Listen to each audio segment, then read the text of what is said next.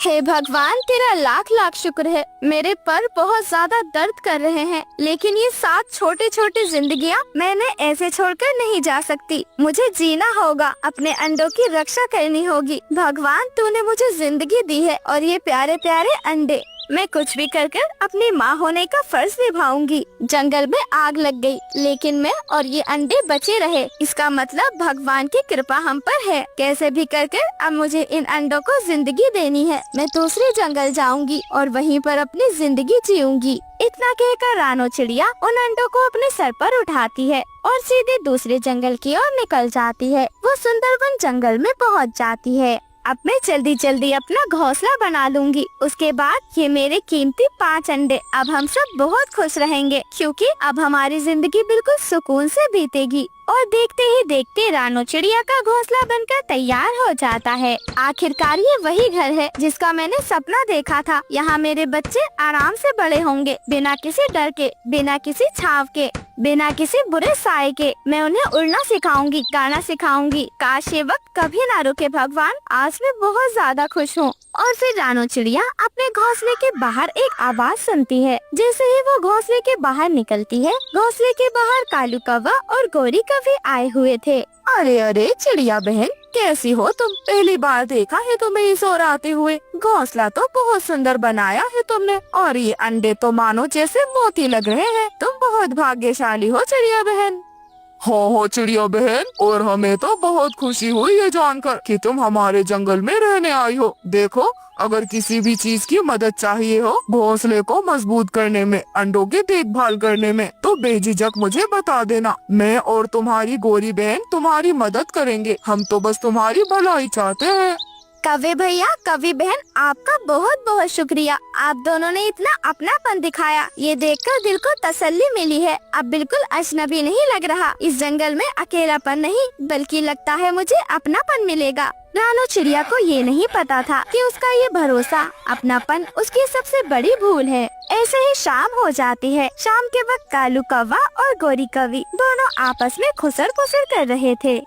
कालू जी चलो ना, शाम हो गई। वैसे भी वो चिड़िया 7 अंडों को लेकर आई है। इसके बदले में हमें तो चील कुछ बढ़िया इनाम देगी। चलो कालू, जल्दी चलो, देर ना करो। हो गोरी, जल्दी ही चल रहा हूँ। जरा सब्र से भोजन तो कर लेने दो। और वैसे भी हमारा तो काम है चील को सबके अंडों के बारे में खबर देना। और फिर कालू कौवा जल्दी जल्दी भोजन करता है और फिर फौरन उड़ता हुआ सीधे चील के पास चला जाता है। अरे अरे चील रानी, एक नई चिड़िया आई है इस जंगल में। उसका नाम रानो है। रानो, उसके पास तो ताजे ताजे अंडे हैं। बिल्कुल अकेली रहती है और इस जंगल की हवा तक उसे पता नहीं है कि आखिर इस जंगल में किस रानी का राज है। तुम चाहो तो तुम्हारा रात का डिनर बिल्कुल तैयार है, या अगर रात का डिनर कर लिया हो तो सुबह का नाश्ता तैयार है। अरे वाह वाह कालू, तूने तो बहुत बढ़िया काम किया है। तुम नहीं जानते कालू, मेरे लिए जो सबसे प्यारा है वो है ताजा ताजा मासूम अंडों का स्वाद। तैयार रहो कल सुबह। अभी तो मैंने डिनर कर लिया है, सुबह होते ही ब्रेकफास्ट में बॉइल्ड एग खाऊंगी मैं। कालू कौवा वापस अपने घोंसले की ओर आ जाता है। ऐसे ही सुबह भी हो जाती है। सुबह सवेरे रानो चिड़िया के घोंसले पर चील हमला कर देती है।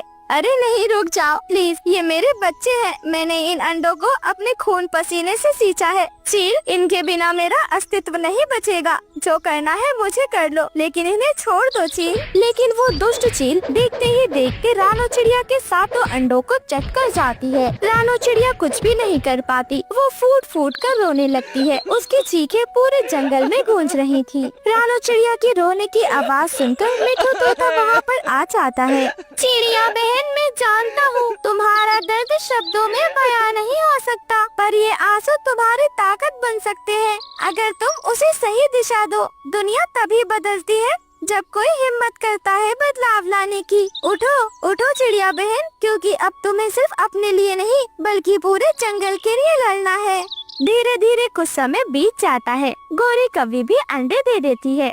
गोरी कौवी अपने अंडों की ओर देखती है तो उसकी आंखों में आंसू थे। अरे गोरी, तुम तो खुश हो जाओ, दुखी क्यों हो? अब तुम माँ बनने वाली हो और मैं पिता। कालू जी, खुश तो मैं बहुत हूँ, लेकिन सोचो तुम्हारा और मेरा दिल कितने अपराधों से भर चुका है। कालू जी, हमने कैसे कैसे इन जंगल की पक्षियों की माँ को रुलाया है। हमने उनके अंडे चील को जाकर बताए हैं। हम बहुत बड़े पापी हैं कालू जी। हाँ गौरी, तुम सच कह रही हो। पिता बनने का एहसास कितना खास होता है और माँ बनने का भी, लेकिन हमने इस बात को नहीं समझा। मैं भी बहुत शर्मिंदा हूँ। मुझे याद है कैसे मैंने रानो के 7 अंडों को चील के हवाले कर दिया था। गौरी, मुझे लगता है कि हमें माफी मांगना चाहिए।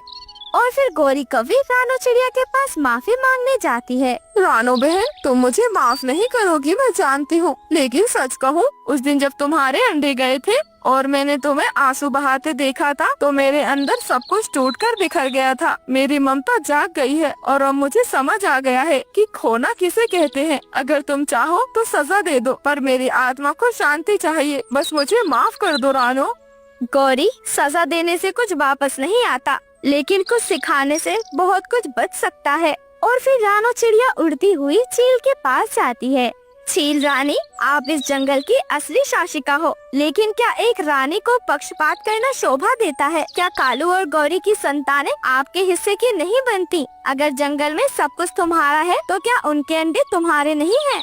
अरे वाह वाह रानू, तू तो बहुत चालाक निकली। तूने मेरी भूख को फिर से जगा दिया। अब देखना, गौरी और कालू के अंडे भी अब मेरा डिनर बनेंगे।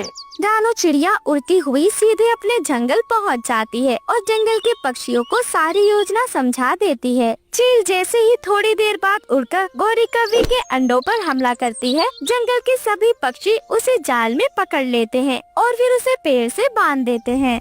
चील आज तो देखेगी कि एक माँ का दर्द क्या होता है। और फिर रानो चिड़िया उस चील को जिंदा जला देती है। अब जंगल से चील का खौफ हमेशा के लिए खत्म हो गया था। जंगल में फिर से चहचहाट गूंजने लगी थी। हर माँ बिना डरे अंडे देती और बच्चे गाने गाकर पूरे जंगल में उड़ते फिरते। प्यारे दोस्तों, इस कहानी से हमें सीख मिलती है, जो दूसरों के साथ छल करता है वो एक दिन खुद ही उस जाल में फंस जाता है। हिम्मत, सच्चाई और एकता, ये तीनों जहाँ मिल जाएं, वहाँ सबसे बड़ी ताकत भी हार जाती है। आप सभी का धन्यवाद।